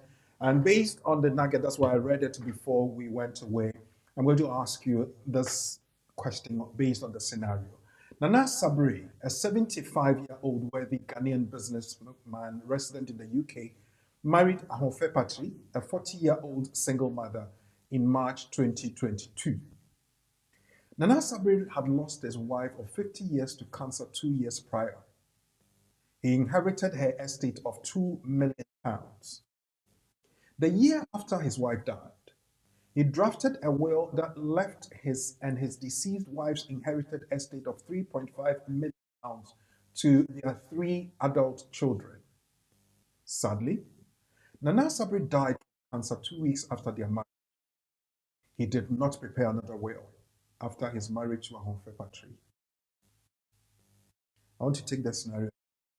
Nana Sabri, a 75-year-old wealthy Ghanaian businessman resident in the UK, married Ahofe Patri, a 40-year-old single mom, in March 2022. Nana Sabri had lost his wife of 50 years to cancer 2 years prior. He inherited their estate of £2 million. The year after his wife died, he drafted a will that left his and his deceased wife's inherited estate of £3.5 million to their 3 children who are adults. Sadly, Nana Sabri died from cancer 2 weeks after their marriage. He did not prepare another will after his marriage to Ahofe Patri. Now, what will be his 3 adult children? What will his 3 adult children inherit now that their father, Nana Sabri, has died? They will inherit the whole estate of their father under the will he made before his marriage to Ahofe Patri. They will share the estate of with Ahofe Patri under the will as she was lawfully married. Or 3, they will only inherit 50% of the leftovers from the estate after Ahofe Patri has inherited £270,000 plus half of the remaining amount because his initial will was automatically revoked when he married Ahofe Patri. So there are 3 scenarios again, quickly. They will inherit the whole estate of their father under the will he made before his marriage to Ahofe Patri. 2, they will share the estate with Ahofe Patri under the will as she was lawfully married. And 3, they will only inherit 50% of the leftovers from the estate after Ahofe Patri has inherited £270,000 plus half of the remaining amount because his initial will was automatically revoked when he married Ahofe Patri. So give me your answers. Is it 1, 2, or 3? Let's see what answers you have.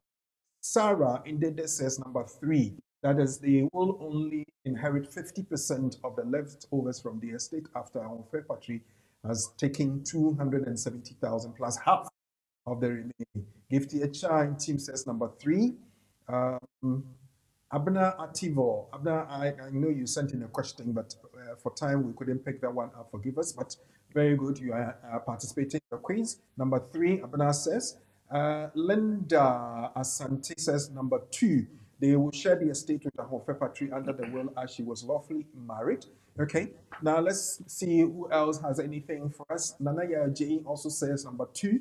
So it's between 2 and 3. Let's see what we have. You can also text it to us 0795042270. I will get that put up for you as well. Okay. For time, let's see. Do we have any more? No, not yet. Okay. Now, Lawyer. Yes, Kweku. Well, first of all, let me just tidy up a bit. I think when I answered a question on the paternity, I made too many assumptions. I should have just broken it down and clarified. Okay. First of all, I should have asked whether this person has worked for 26 weeks. Oh, okay. Which is half a year. Half a year. And, whether it's a husband or a father, those are the criteria. If he's worked for the same employer for at least 26 weeks, then, he will get about 90% of his income. He's entitled to, I think, 2 weeks of paternity holiday. But again, it will depend on how long he's worked for.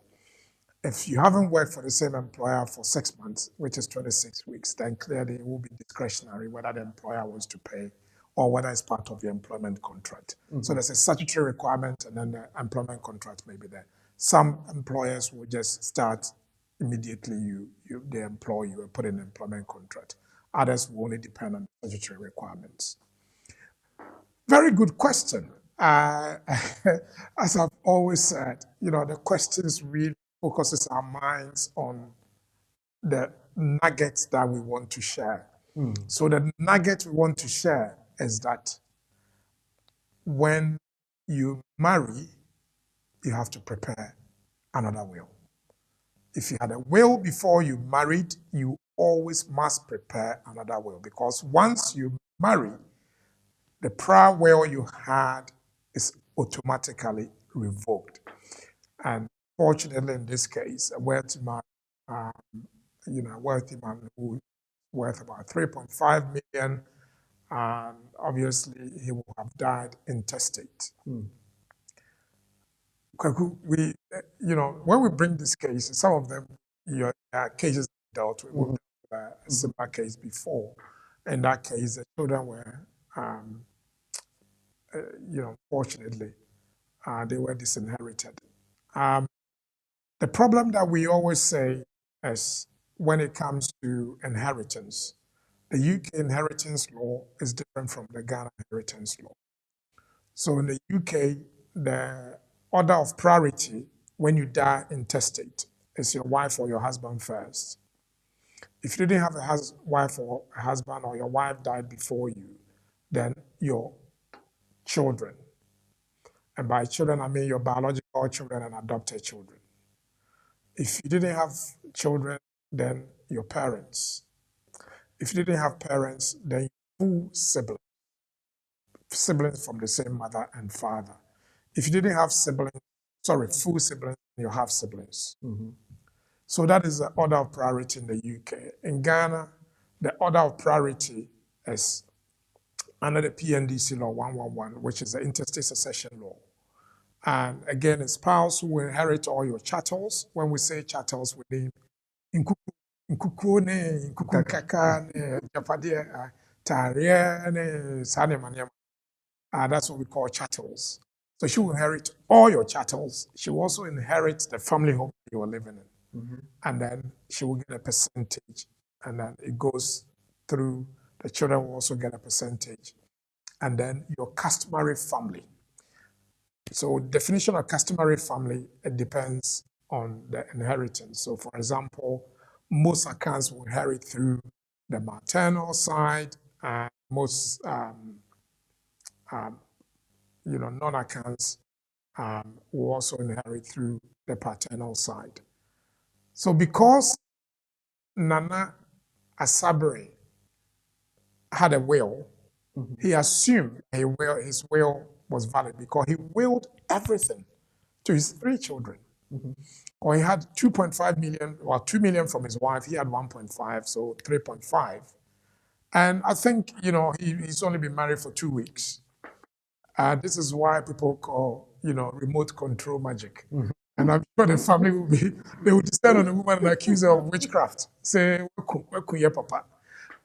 Sadly, the kids will get half of, we can calculate. So under the inheritance, the UK inheritance, intestate succession law, she gets the first £270,000. Okay.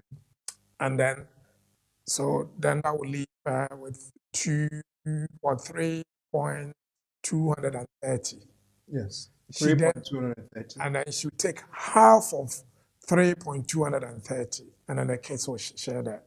So the kids will have 1.615 to share amongst themselves.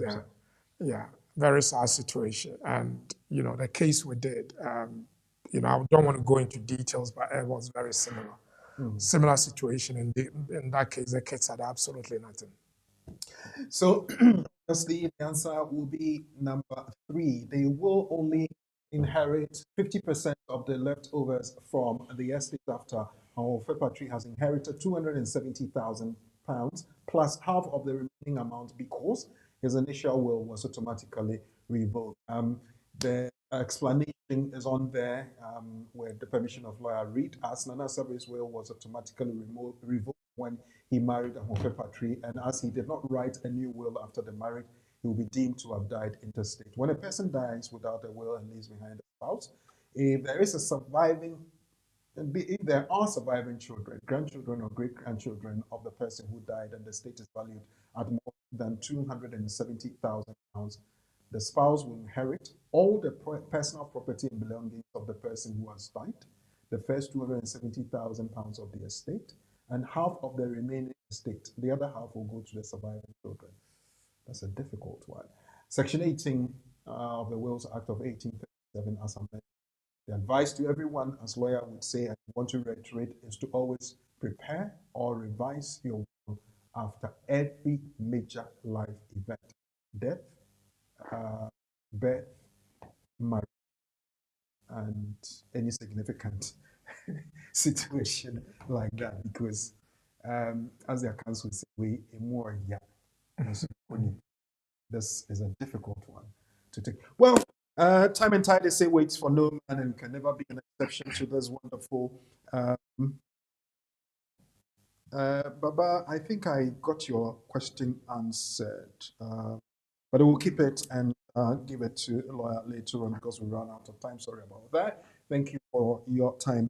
As the tradition of this program is, I'll give the last bit of the cherry to lawyer to do is to say his views, and then I will draw the curtain down. Well, Kweku, thank you very much. It's been an absolute pleasure to be here today. I think it's my first time on the English version. We've always been on the Tree version, and I'm delighted that the community they've always supported us. They continue to support us. We're very grateful, and as we always say, we are here because of you. Without you, we wouldn't have been here. We exist because of your support and your prayers. We also provide information. It's very important that the information that we provide, you consider it, because a lot of research goes into it. It's done on a Sunday, comes out on a Monday, and then it's spread through the week. Please, if you haven't written a will, write a will. You don't have to become a millionaire like Nana Asabre, who lost everything or most of his estate to Ahofe Patri. You need to secure your life's work. And it's always important, if you've got younger children, to ensure that in the will you appoint guardians who will look after the children once you're gone. But as we always say, the needs of the community is our existence. So if you want to write a will, come to BWF Solicitors. I'm happy to support you. We'll send you a questionnaire. You complete a questionnaire. We then draft your will at a very moderate fee. The advantage is that if there's a problem, we will always fight your corner. Thank you very much and enjoy the rest of the weekend.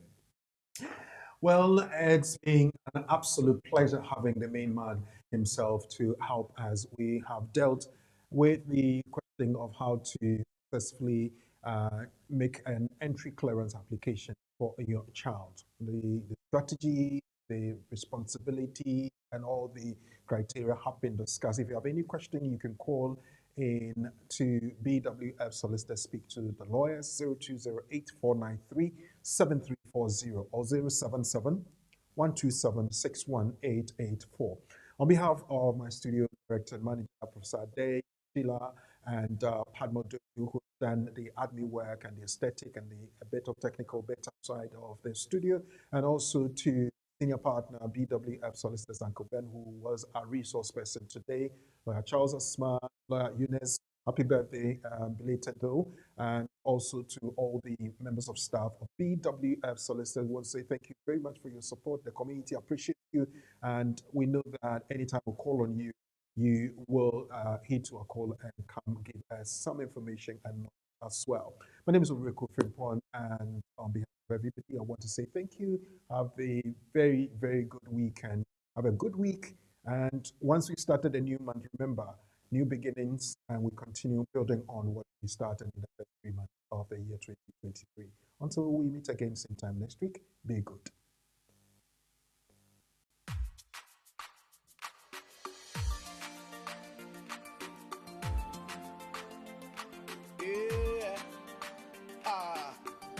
Jesus, you're my everything, yeah. My everything is you, Lord. Yeah.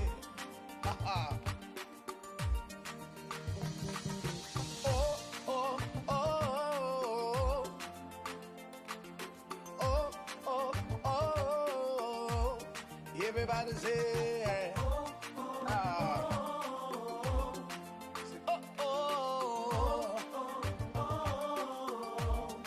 Say, how can I express